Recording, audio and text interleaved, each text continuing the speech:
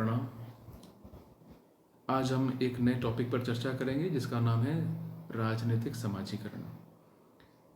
Second world war के बाद तीसरी दुनिया के जो देश थे, जो विकासशील देश थे, उनका अध्ययन करने के लिए तुलनात्मक राजनीति सामने आया। तुलनात्मक राजनीति के अंदर बहुत सारी ऐसी नवीन विधाएं इस्तेमाल की गई जो परंपरागत तरीकों से अलग थी। उनमें से एक है राजनीतिक समाजीकरण। राजनीतिक समाजीकरण की सबसे पहले विस्तृत विशद व्याख्या हर्बर्ट साइमन ने की। उन्होंने इसकी विशद विवेचना की अपनी पुस्तक पॉलिटिकल सोशलाइजेशन में। राजनीतिक समाजीकरण को हम समझें उससे पहले हम समझें कि समाजीकरण क्या है। प्रत्येक समाज की अपने विश्वास, मूल्य, रीति रिवाज, परंपराएं, खाने पीने के तरीके, पहनावे का तरीका, व्यवहार का तरीका निश्चित होता है और हम उसी के अनुरूप अपना आचरण करते हैं। और फिर हम ये भी देखते हैं कि हम उन सब मूल्यों को, परंपराओं को, विश्वासों को अपनी आगे आने वाली पीढ़ी को ट्रांसफ़र करते हैं। तो समाजीकरण का सीधा सा अर्थ ये है कि एक संस्कृति को एक पीढ़ी से दूसरी पीढ़ी में ट्रांसफ़र करना। अब राजनीतिक समाजीकरण क्या है? राजनीतिक संस्कृति को एक पीढ़ी से दूसरी पीढ़ी में ट्रांसफ़र करना राजनीतिक संस्कृति कहलाता है। हम किस तरह का मतदान व्यवहार करें, विभिन्न जो राजनीतिक संस्थाएं उसके प्रति हमारा किस तरह का दृष्टिकोण हो, किस तरह का हमारे विचार हो, किस तरह के हमारे व्यवहार हो, ये सब मिलकर के राजनीतिक समाजीकरण के भाग बनते हैं और फिर हम जाने अनजाने इसको आगे आने वाली पीढ़ी को ट्रांसफ़र करते हैं। तो राजनीतिक समाजीकरण बहुत सरल प्रक्रिया है और सीधे सरल शब्दों में कहें, इसके माध्यम से व्यक्ति अपनी राजनीतिक समझ को विकसित करता है। अब इसके कौन कौन से साधन हैं? इसके मोटे रूप से 4 साधन हैं।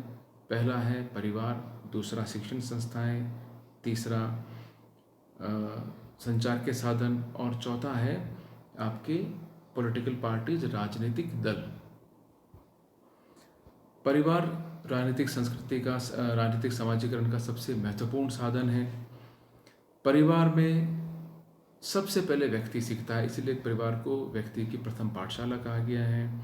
यहाँ पर वो विश्वास सीखता है, अनुशासन सीखता है, सत्ता क्या होती, सत्ता के अधीन कैसे रहा जाता है वह सीखता है और यहाँ तक कि अपनी मांगें किस तरह से मनवाई जाए उसके लिए वो दबाव बनाना सीखता है। ये सब बातें वो परिवार में सीखता है और ये जाकर के उसको आगे जाकर के समाज का सक्रिय सदस्य बनने में हेल्प करती है। दूसरा महत्वपूर्ण इसका साधन है वो है शिक्षण संस्थाएं। शिक्षण संस्थाएं वे स्थान है जहाँ पर परिवार से सीखी हुई बातें दृढ़ की जाती है, परिवार से सीखी हुई बातों को यहाँ पर मजबूती प्रदान की जाती है।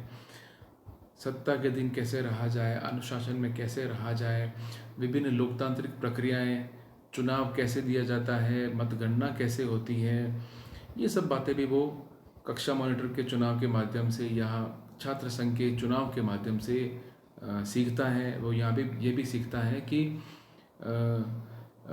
कोई मतदाता किस बात से प्रभावित होगा, कोई कैंडिडेट अगर है वो चुनाव लड़ता है तो उसे क्या करना होगा कि जिससे मतदाता उससे प्रभावित होकर के उसे वोट दे। ये सब बातें भी शिक्षण संस्थाओं में वो सीखता है।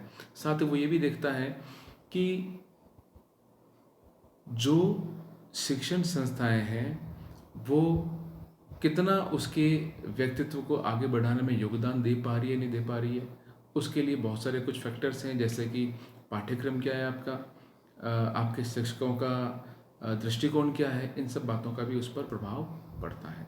तीसरा है राजनीतिक दल। पॉलिटिकल पार्टीज़ की जो अलग अलग विचारधाराएं हैं वो लोगों को, जनता को, वोटर्स को प्रभावित करती है। कोई भी व्यक्ति वोट देते समय पॉलिटिकल पार्टी की विचारधारा को देखता है, उसके नेता को देखता है, उसकी नेतृत्व क्षमता को देखता है और उसके बाद वो निर्णय करता है कि उसे वोट किस तरह से देना है। तो राजनीतिक दल भी एक महत्वपूर्ण साधन है राजनीतिक समाजीकरण का। और चौथा और अंतिम जो महत्वपूर्ण साधन है वो है संचार के साधन। प्रिंट मीडिया, इलेक्ट्रॉनिक मीडिया और सोशल मीडिया, इन तीनों के माध्यम से व्यक्ति को राजनीतिक जानकारी, समाचार,